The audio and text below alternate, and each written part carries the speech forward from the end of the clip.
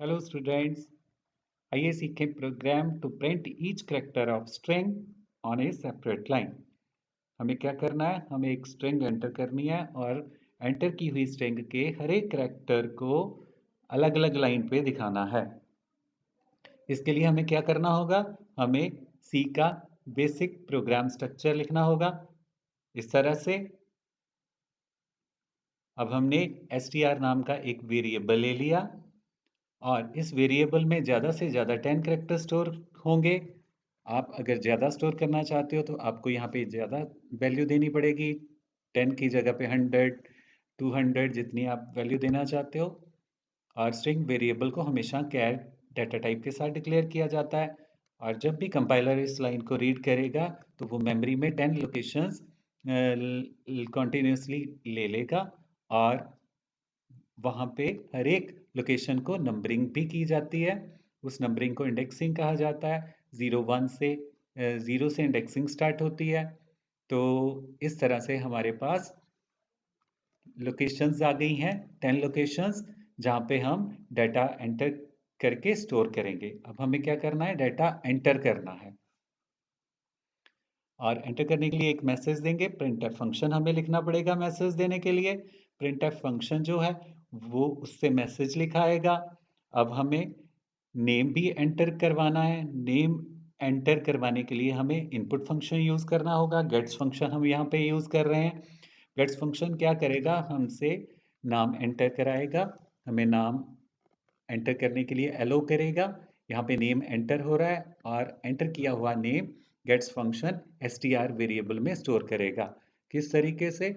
r को 0 position पे store किया जाएगा, a को 1 पोजीशन पे और 2m को सेकंड पोजीशन पे स्टोर किया जाएगा और लास्ट में /0 रख दिया जाएगा। /0 को नल कहा जाता है। जब भी स्ट्रिंग को स्टोर किया जाता है मेमोरी में तो हर एक लेटर्स मेमोरी में स्टोर करने के बाद लास्ट में /0 के साथ एंड किया जाता है हर एक स्ट्रिंग को। इसे /0 को नल कहा जाता है। और जब भी इसे कहीं लिखना पड़े तो कैपिटल NULL के साथ भी लिखा जा सकता है, /0 के साथ भी लिखा जा सकता है। तो यहाँ पे हमने स्ट्रिंग में 3 कैरेक्टर एंटर किए हैं, तो 3 कैरेक्टर यहाँ पे स्टोर हो चुके हैं और बाकी जो str वेरिएबल को जगह मिली थी वो हमारी वेस्ट गई हमारे, क्योंकि कैरेक्टर्स 3 थे। तो इस तरह से अगर स्ट्रिंग में साइज से कम लेटर एंटर किए जाएंगे तो म, जितनी साइज हमने दिया है बाकी मेमोरी वेस्ट जाएगी। तो इस तरह से हमें क्या करना है? पर हमें तो अभी स्टोर किए हुए कैरेक्टर को सेपरेट अलग अलग लाइन पे दिखाना है। तो कैसे दिखाना है? फॉर लूप के साथ हम इसे शो करेंगे। तो हमें फॉर लूप लिखना होगा। फॉर लूप कैसे लिखेंगे? फॉर लूप हमने लिखा अभी, तो फॉर लूप को क्या वैल्यूज देनी होंगी? सबसे पहले हम फॉर लूप में लूप का वेरिएबल लिखेंगे i इक्वल टू 0, क्योंकि लूप को RAM प्रिंट करना है अलग अलग लाइन पे। तो लूप को पहले 0 लोकेशन पे जाना होगा। तो i वेरिएबल लूप का हमने लिया, 0 से स्टार्ट करेगा लूप और i वेरिएबल हमने डिक्लेयर भी किया। और इसके बाद लूप को कहाँ जाना है? कंडीशन चेक करनी है कि str वेरिएबल में स्ट्रिंग वेरिएबल की पहली लोकेशन में कौन सी वैल्यू है, वो नल तो नहीं है। तो इस तरह से हमें लिखना है str square bracket i not equal to null. इस कंडीशन में कंपाइलर फॉर लूप कैसे वैल्यू पुट करेगा? i में 0 पुट करेगा। इस तरह से ये बैकग्राउंड में टास्क होगा। str 0 का मीन str की 0 लोकेशन पे कौन सी वैल्यू? r। तो r तो नल के इक्वल नहीं है, r और नल एक जैसी वैल्यू नहीं है। तो लूप हमेशा कब तक चलता रहता है? जब तक लूप की कंडीशन जो है सेकंड नंबर पे ये ट्रू होती जाती है।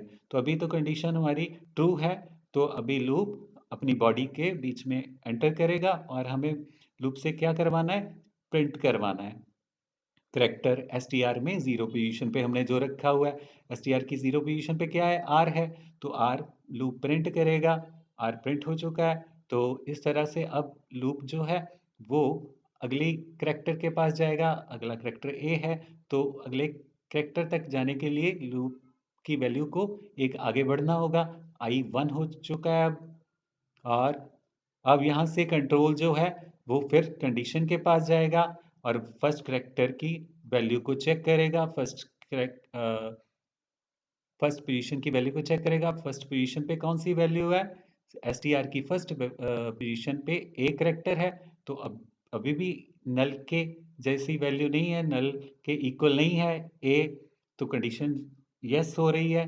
तो अब अगेन लूप फॉर जो है हमारा प्रिंटफ स्टेटमेंट के पास जाएगा, अपनी बॉडी के बीच में, करली ब्रैकेट्स के बीच में, और यहाँ पे जाकर कंट्रोल प्रिंट करेगा।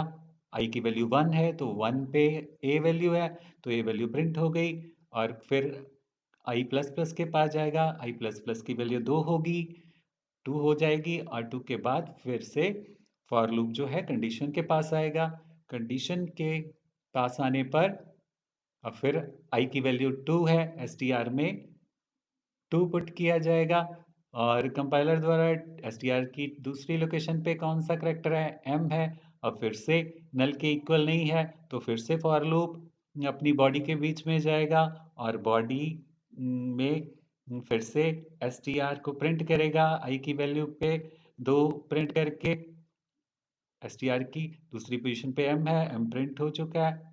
और फिर कंट्रोल हमारा आई प्लस प्लस पे जाएगा और आई की वैल्यू 3 हो जाएगी, और हमारे राउंड तीसरा यहाँ पे चल रहा है, और इसके बाद इस वैल्यू को 3 वैल्यू को लेके कंडीशन के पास जाएगा। फोर्थ राउंड स्टार्ट हो रहा है, और यहाँ पे आई कंडीशन में अगेन आई की वैल्यू बिल होगी। आई की वैल्यू हमारी क्या है? 3। तो एस टी आर की तीसरी पोजीशन पे कौन सा डाटा है? नल है। तो नल नॉट इक्वल टू नल, नहीं, नल इक्वल है नल के, यहाँ पे कंडीशन फॉल्स हो रही है। नल इक्वल है नल के, इसलिए यहाँ पे कंडीशन फॉल्स हो गई। जब भी कंडीशन फॉल्स होती है तो लूप जो है वो अपनी बॉडी के बीच में नहीं जाता, वो बॉडी की करली ब्रैकेट्स के बीच में लिखी स्टेटमेंट को रीड नहीं करता, और बाहर लिखी स्टेटमेंट के पास आएगा जहाँ पे गेट सी एच लिखा हुआ है। तो गेट सी एच क्या करता है? हमें पता है कि हमारे प्रोग्राम को थोड़ी देर हमारे आउटपुट को रोक के रखता है जब तक कोई बटन प्रेस नहीं करते। तो यहाँ पे आई की वैल्यू 3 पहुँचेगी। अगर इसे यूज़ करना चाहते हैं तो कर भी सकते हैं। और पर हमारा टास्क था एंटर किए हुए डाटा को अलग अलग लाइन पे प्रिंट करना है, उस डाटा के हर एक करैक्टर को, तो वो हम कर चुके हैं। तो इस तरह से अब हमारा ये प्रोग्राम हमने सीखा, बन चुका है हमारा प्रोग्राम। तो आई होप कि आपको प्रोग्राम अच्छे से क्लियर होगा स्ट्रिंग का, कि स्ट्रिंग की प्रोसेसिंग कैसे होती है। तो आज के सेशन को यहीं पे एंड करते हुए मिलेंगे नेक्स्ट सेशन में नेक्स्ट टॉपिक के साथ। Till then have a nice time. Thank you.